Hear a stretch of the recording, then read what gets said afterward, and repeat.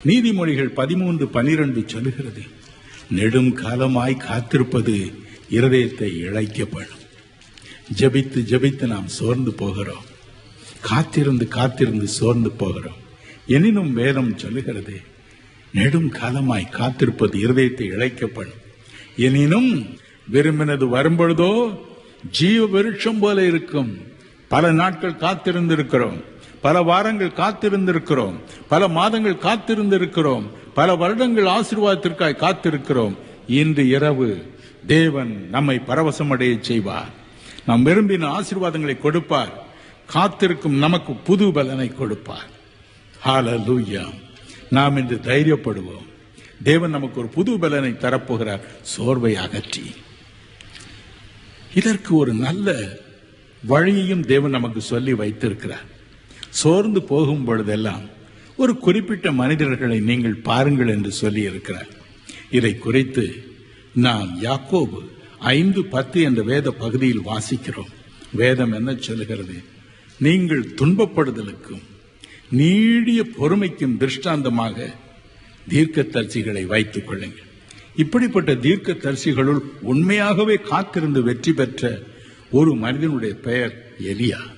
வேதம் சொல்லுகிறது, 1 ராஜாக்கள் 17:1 என்ற வேத பகுதியில் அவன் ஒரு நாள் ஒரு தீர்க்க தரிசனம் உரைத்தான்.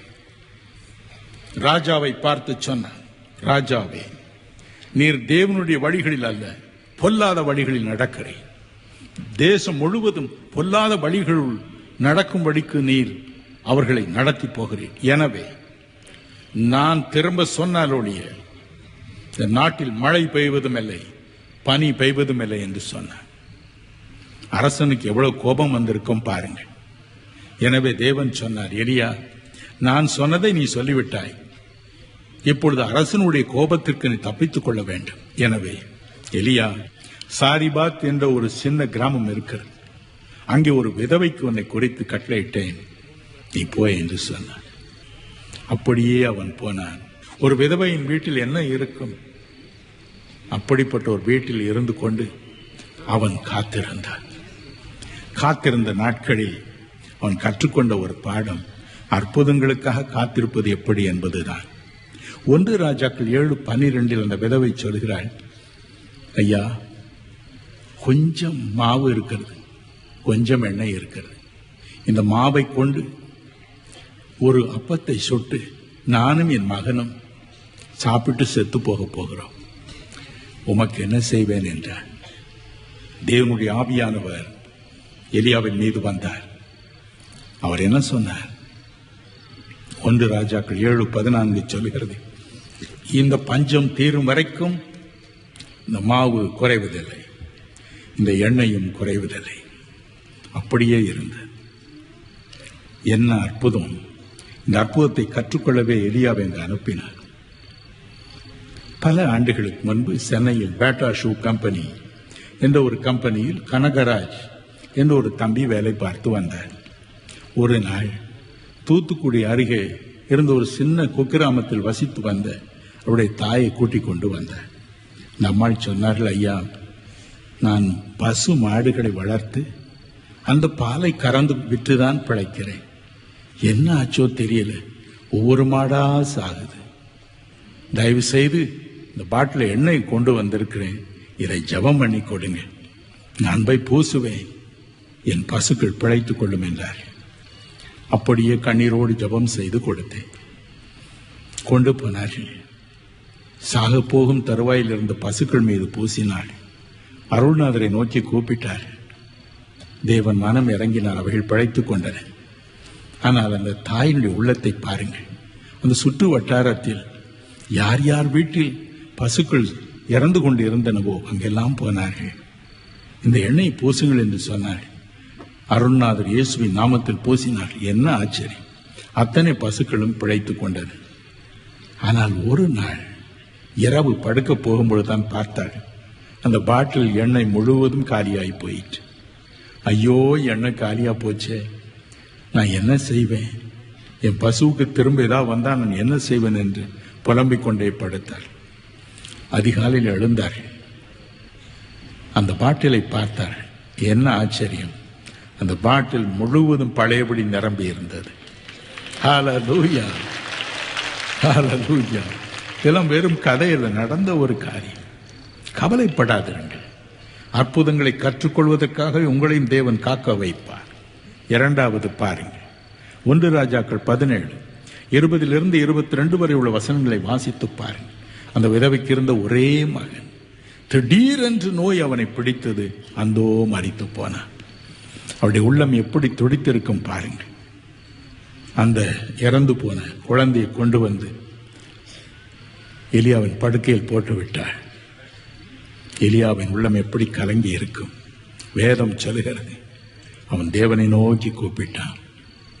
நான் தங்கி இருக்க இடம் கொடுத்த இந்த விதவைக்கு ஏன் இந்த வேதனையை கொண்டு வந்தீர்?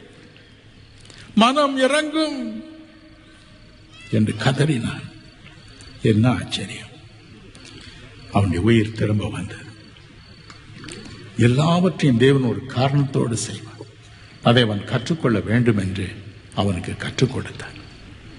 பல சமயங்களில் நாம் காத்திருக்கிறோம். ஏன் நான் விரும்பின காரியம் எனக்கு கிடைக்கவில்லை, கலங்குகிறோம். நீங்கள் அற்புதங்களை பெறுவதற்காக, அற்புதங்களை எதிர்பார்த்து ஜெபிப்பதற்காக, உங்களுக்கு கற்றுக் கொடுப்பதற்காக காக்க வைக்கிறார். எலியாவின் கண்கள் இந்த இறந்து போன சிறுவன் மீது இருந்தது. ஆனால் தேவனுடைய கண்களோ இந்த விதவையின் வீட்டிற்கு வெளியே லட்சக்கணக்கான மக்கள் தேவனை விட்டு விலகி போவதை பார்த்து கொண்டிருந்தது. அவர்கள் தேவனை விட்டு விலகி பொல்லாத வழிகளில் நடந்து கொண்டிருந்தார்கள். எனவே இவர்களை அற்புதங்களை காணச் செய்ய வேண்டும், அதற்கு நான் எலியாவை ஆயத்தம் பண்ண வேண்டும் என்றார். வீட்டில் ஒரு அற்புதத்தை செய்தார். முதலாவது, செலவழிக்க மாவு வந்து கொண்டே இருக்கும்படி செய்தார். எண்ணெய் ஒவ்வொரு நாளும் வந்து கொண்டே இருக்கும்படி செய்தார். இரண்டாவது, போன உயிரை திரும்ப அனுப்பினார். இதனால் அவனுடைய உள்ளம் தைரியம் கொண்டது. என் அன்பிற்குரியவர்களே, வெளியே சென்றார். 1 ராஜாக்கள் 18ஆம் அதிகாரம் 36 38 வரை உள்ள வசனங்களை பாருங்கள்.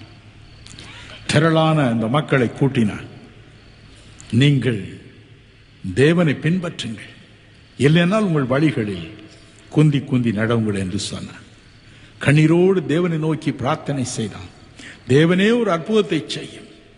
வானத்தில் இருந்து ஒரு அக்கினி இறங்கி வந்தது. லட்சக்கணக்கான மக்கள் பார்க்கத்தக்கதாக வாழ்க்கை மாறியது. என் அன்பிற்குரியவர்களே, உங்களையும் பலத்த காரியங்களை செய்வதற்காக, வேதனையில் வாழும் கணக்கற்ற மக்களுக்கு ஆசியுள்ள பாத்திரங்களாக நீங்கள் மாற்றப்படுவதற்காகவே இன்று காக்க வைத்திருக்கிறார். துயரத்தின் மத்தியிலே காத்திருக்கிறீர்கள். ஏன் எனக்கு பதில் வரவில்லை? ஏன் என் ஜெபத்திற்கு பதில் வரவில்லை? ஏன் எனக்கு வேலை கிடைக்கவில்லை? ஏன் எனக்கு மாத்திரம் திருமணமாகவில்லை? எனக்கு மாத்திரம் ஏன் குழந்தை இல்லை? எவ்வளவு நாள் காத்திருப்பது? நெடும் காலமாய் காத்திருப்பது இருதயத்தை இழைக்கப்படும். விரும்பினது வரும்பொழுதோ ஜீவ விருட்சம் போல இருக்கும். பல நாட்கள் காத்திருந்திருக்கிறோம், பல வாரங்கள் காத்திருந்திருக்கிறோம், பல மாதங்கள் காத்திருந்திருக்கிறோம், பல வருடங்கள் ஆசீர்வாதத்திற்காக காத்திருக்கிறோம். இன்று இரவு தேவன் நம்மை பரவசமடைய செய்வார்.